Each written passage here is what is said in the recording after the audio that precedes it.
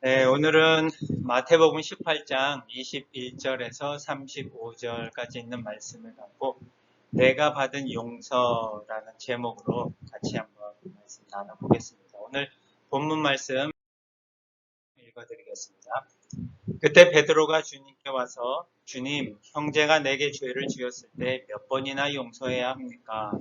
7번까지면 되겠습니까? 하고 묻자 예수님은 이렇게 말씀하셨다. 7번만 아니라 70번씩 7번이라도 용서하여라. 그러므로 하늘나라는 종들과 계산을 하려는 왕과 같다. 계산을 시작하자 10,000달란트 빚진 한 종이 왕 앞에 끌려왔다. 그 종에게는 빚을 갚을 돈이 없었으므로 왕은 종에게 그와 아내와 자식들과 그가 가진 것 전부를 팔아서 빚을 갚으라고 명령하였다. 그러자 종은 왕에게 엎드려 조금만 참아 주십시오. 그러면 다 갚아드리겠습니다. 하고 간청하였다. 그래서 왕은 그를 불쌍히 여겨 빚을 모두 면제해주고 놓아주었다. 그러나 그 종은 나가 자기에게 100데나리온 빚진 동료를 만나 멱살을 잡고 당장 내 돈을 내놔 하면서 재촉하였다. 그 동료는 엎드려 조금만 참아주게 반드시 갚겠네 하고 간청하였다. 그러나 그 종은 그 사람의 간청을 들어주지 않고 빚을 다 갚을 때까지 그를 감옥에 가둬버렸다. 다른 종들이 그가 하는 짓을 보고 몹시 마음이 아파 왕에게 가서 모두 일러 바쳤다. 그래서 왕이 그 종을 불러 말하였다. 네 이놈, 내가 간청하기에 모든 빚을 면제해 주지 않았느냐? 그렇다면 내가 너를 불쌍히 여긴 것처럼 너도 내 동료를 불쌍히 여기는 것이 마땅하지 않느냐? 그러서 왕은 화를 내며 빚을 다 갚을 때까지 그 종을 가두어 두었다. 너희가 진심으로 형제를 용서하지 않으면 하늘에 계신 내 아버지께서도 너에게 그와 같이 하실 것이다. 아멘. 네, 오늘 본문의 말씀은 방금 읽은 것처럼 저희가 잘 아는 그 용서에 대한 내용의 본문이고요. 베드로가 예수님에게 몇 번을 용서해야 합니까? 라고 하는 그 질문을 통해서 예수님이 한 가지 10,000달란트 빚진 자를 용서해주는 그 비유를 설명해주고 하는 내용이 오늘 본문의 내용입니다. 그래서 오늘 본문의 내용을 통해서 저희가 한번 생각해 봐야 할 것은 내가 누군가를 용서한다라기보다 내가 받은 용서가 어떠한 용서인가, 내가 받은 용서가 얼마나 큰가라는 부분을 우리가 먼저 생각해 봤으면 좋겠습니다. 그래서 내가 받은 용서에 대해서 우리가 한번 생각해 보는 시간이 되었으면 좋겠는데, 베드로가 예수님에게 와서 이렇게 질문을 합니다. 주님, 형제가 내게 죄를 지었을 때 몇 번이나 용서해야 합니까? 7번까지면 되겠습니까? 라고 스스로 의인인 채 하면서 예수님에게 묻는 그러한 뉘앙스가 좀 담겨져 있는 말입니다. 사실 우리가 누군가를 용서한다는 것이 결코 쉬운 일은 아닙니다. 우리의 마음이 상하거나 또 누군가가 나에게 잘못한 것으로 인해서 한번 상처받은 그 마음이 회복되고 또 정상적으로 되어서 그 사람을 용서해 준다라고 하는 것은 말처럼 쉬운 것이 결코 아닌 것을 저희 모두는 잘 알고 있거든요. 그런데 이 베드로가 와서 예수님에게 몇 번이나 용서해야 합니까? 7번까지면 되겠습니까? 라고 하면서 스스로 의인인 척 하면서 말하는 그 질문에 예수님께서는 이렇게 말씀하십니다. 7번만이 아니라 70번씩 7번이라도 용서하여 주어라 라고 하면서 그 용서라고 하는 것은 사실 감정의 문제이고 우리 마음의 문제인데 그것을 양으로 평가할 수 없는데 베드로가 양으로 평가할 수 있는 도전을 하는 겁니다. 예수님에게. 7번이면 되겠습니까? 라고 했더니 예수님께서는 7번이 아니라 70번씩 7번이라도 너가 결코 할 수 없을 거야 라고 하는 그런 큰 도전의 대답을 베드로에게 주십니다. 그래서 성경에 보면 우리가 프로젝트나 이런 것을 할 때 평가를 할 때 양으로 평가하는 것과 정성평가, 정량평가라고 하는 것이 있잖아요. 성경에서는 벌써 그 예전부터 우리를 평가하는 방법에 있어서 여러 가지 그런 것들을 아마 처음 시도하는 그런 모습을 통해서 우리가 성경이 얼마나 우리의 삶 가운데 밀접하게 필요로 하는 것들을 다 가지고 있구나 하는 부분을 우리가 한번 생각해 봤으면 좋겠습니다. 자, 일단 이 용서라고 하는 부분을 양으로 수치로 평가할 수 없는데 베드로가 수치로 평가하는 그러한 접근을 해오는 것에 대해서 예수님께서 70번씩 7번이라도 용서하여라 라고 하면서 이 용서라고 하는 것에 대해서 우리에게 너희가 받은 용서가 얼마나 큰지를 우리가 실질적으로 깨닫지 못하니까 그걸 양으로 평가를 할 수 있는 그런 비유를 예수님이 우리에게 말씀해 주고 계십니다. 그래서 23절에 보니까 하늘나라는 종들과 계산을 하려는 왕과 같다. 이 용서라고 하는 것을 사실 계산할 수 없고 양으로 평가할 수 없는데 그러한 것을 우리가 깨닫지 못하니까 너희가 받은 용서가 얼마나 큰지를 너희가 잘하는 그런 계산의 방법을 한번 생각해 봐라. 너희가 받은 용서를 한번 계산해 보자꾸나 라고 하면서 오늘 비유의 말씀을 우리에게 전해 주십니다.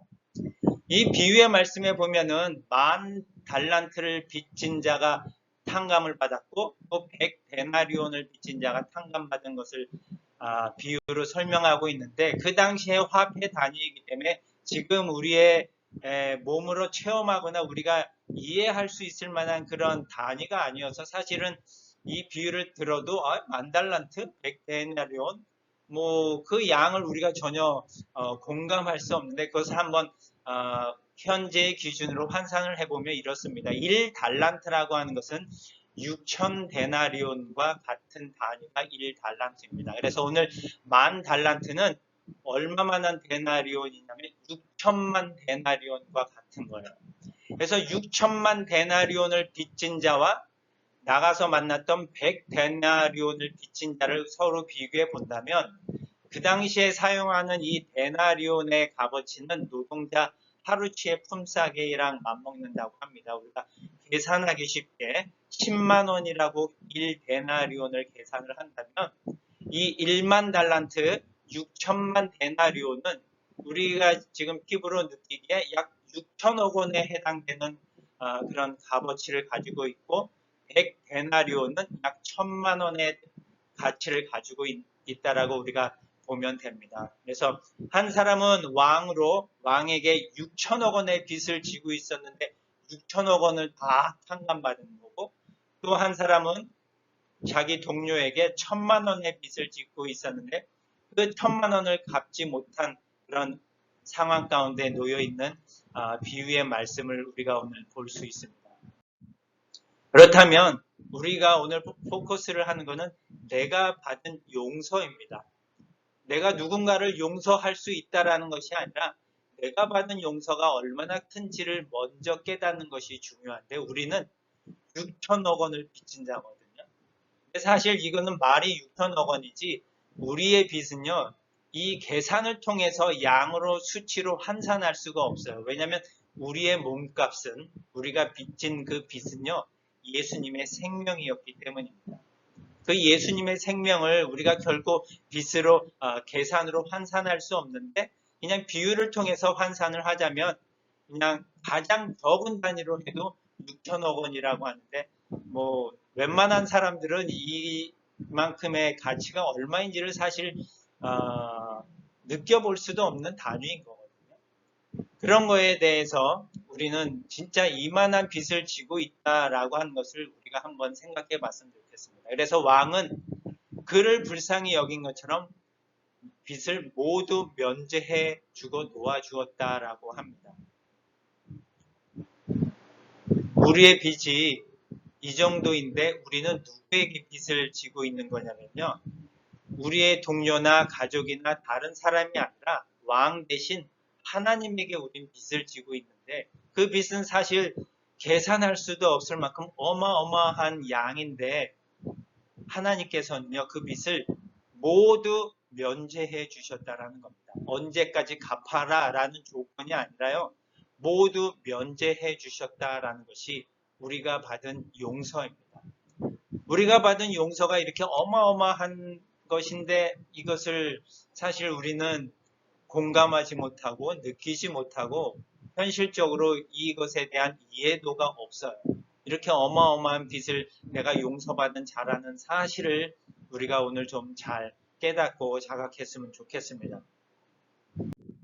그런데 이 빚을 진 거, 용서하는 그 주체와 객체를 우리가 한번 살펴보자면 우리는 누구에게 용서를 받았냐면 왕에게, 하나님에게 용서를 받고 어마어마한 가치로 환산할 수 없을 만한 것을 우리는 용서받았거든요. 근데 오늘 비유에서 100데나리온을 빚진 자는 누구에게 빚졌냐면 자기 동료에게 빚진 거거든요. 28절에 보면 그러나 그 종은 나가 자기에게 100데나리온 빚진 동료를 만나라고 되어 있습니다. 우리가 사실 이 용서의 문제는 나의 가족, 나의 형제 또는 나의 동료와의 관계 속에서 이루어지는 것이 용서입니다. 하나님과 나와의 관계 속에서 용서가 이루어지는 것이 아니라 사실 이 용서는 우리 주위에 있는 사람들, 가까이 있는 사람들, 오늘 비유 가운데서는 동료라고 표현을 하고 있습니다. 그 동료에게 우리가 서로에게 빚을 지고 서로가 서로에게 마음을 상하게 하고 아픔을 하게 한 그 빚을 지고 있다라고 하는 것입니다. 내가 누군가에게 잘못했을 수도 있고 누군가가 나에게 잘못했을 수도 있습니다. 오늘 베드로가 그 서두에 시작할 때 누가 내게 죄를 짓거든 이라고 말을 했거든요. 누군가 나의 동료가 나에게 죄를 짓거든 이라고 말씀을 시작하고 있는데 우리가 지난 시간에는 어떤 내용을 살펴봤었냐면 천국에서 누가 큰지에 대해서 서로 다투고 있는 그런 가운데서 말씀을 나눴고 그 가운데 그런 다투는 과정 중에 누군가에게 상처를 입히는 그런 모습을 우리가 지난 시간에 살펴봤고 그 안에서 예수님께서 원하시는 것은 어린아이처럼 서로를 존중하고 사랑하고 용납하고 업심여기지 말고 하나 되어라 라고 하는 그런 말씀을 지난 시간에 우리가 살펴봤는데 오늘에 이어서는 하나님 나라의 백성이 이 땅 가운데 살아가면서 가져야 할 그 가치관 중에 또 다른 하나는 바로 용서라는 것인데 내가 누구를 용서할 수 있을까라는 그 이전에 내가 받은 용서가 얼마나 큰지를 한번 먼저 살펴보자라고 하는 것이 오늘 비유의 핵심입니다. 내가 받는 용서는 하나님께서 나에게 해준 그 용서는 너무도 어마어마하고 빚으로 그것을 수치로 환산할 수 없고 계산할 수도 없는 양인데 우리는 내가 받은 상처나 내가 받은 그 아픔을 계산을 해서 이만큼 내가 받았으니 너도 이만큼 동일하게 당해야 돼라고 그 100데나리온 빚진 자처럼 용서하지 못하고 오히려 그 동일하게 갚아주려고 하는 그런 마음들을 많이 가지고 있는 것 같아요. 왜냐하면 우리는 본능적으로 그렇게 누군가를 용서한다라는 것이 쉬운 것이 아니고 그 상한 마음을 풀어가는 것이 너무도 쉽지 않은 것을 잘 알고 있기 때문에 사실 누군가를 쉽게 용서하지 못하는 것이 다 우리의 본연의 모습입니다. 하지만 그럴 때 애써서 누군가를 용서하려고 하는 것이 아니라 그냥 내가 받은 용서가 얼마나 큰지를 한번 생각해 보자는 거거든요.